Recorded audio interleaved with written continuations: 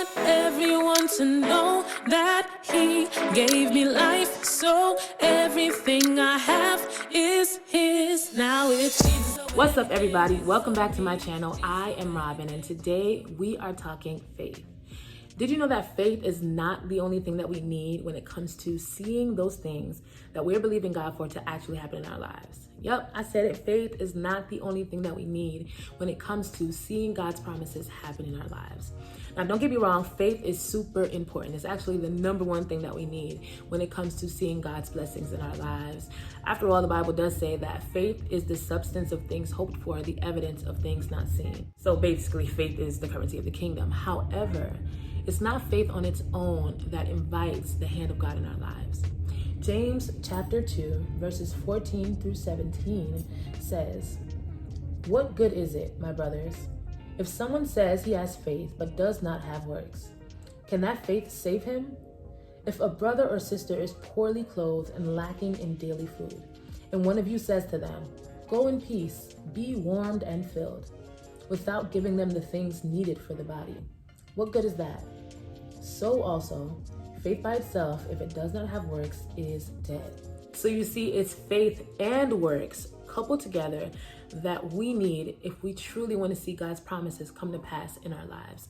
So it's not enough to just say, "Oh, I believe God. I believe God's going to do this thing. I believe God is going to do this for me. I believe it's on this way." We actually have to have faith steps, things that we're doing that are reflective of someone that's actually believing that this blessing is on its way. James 2:18 says, "But someone will say, 'You have faith and I have works.'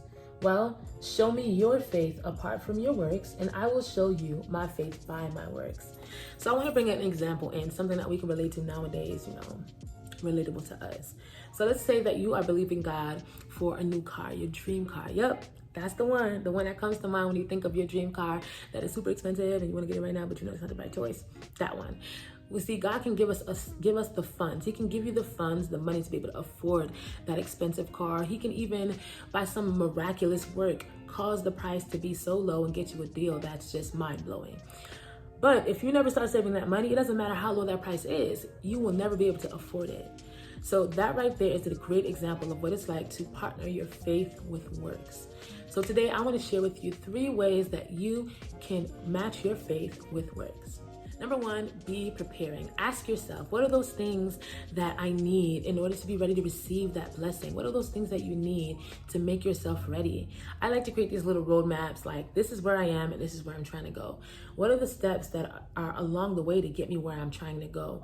Or what are those things I need to be learning and doing along the way to make me ready to receive what I believe God is going to bring me at this point? Imagine you're believing God. You are praying and believing God for a new job, your dream job. Well, have you filled out the application? Have you begun sharpening your skills that you know are on that job description? Have you been doing your online trainings and online research to learn the new skills that you don't have but you know are necessary to excel in this position? Or let's say you're believing God for your husband, your man of God, okay? Well, sis, how's your patience? Because we all know patience is necessary for marriage, okay? How are those other character traits that you know are necessary for you to be able to excel in marriage? These are ways that you can be preparing along the way for what you believe in God to bring into your life. Matthew chapter 25, verses 1 through 10. I'm actually not going to read it right now. It's a lot of verses. But it speaks about the foolish women who did not bring enough oil for their lamps while they were on their way to their blessing. And because they didn't bring enough oil, they had to scramble at the last minute to try and get everything they needed in time. But guess what?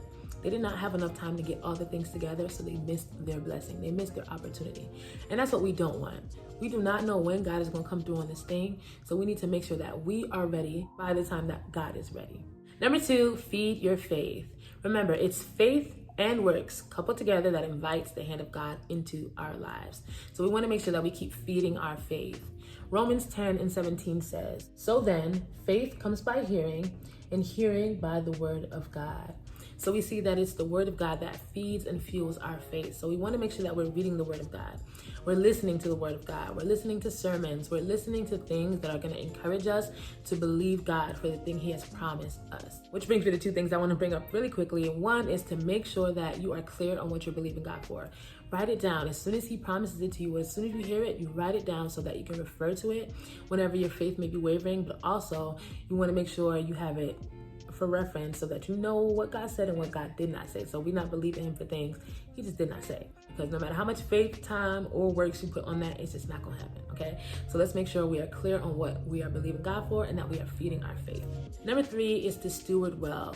Make sure you are stewarding well all the things that God is giving you right now, whether that be your finances, your time, the people you have in your life, the assignments that God has given to you thus far. Make sure you're stewarding those things well. Nothing attracts God's favor more than good stewardship. Matthew 25:23 says, his Lord said to him, well done, good and faithful servant.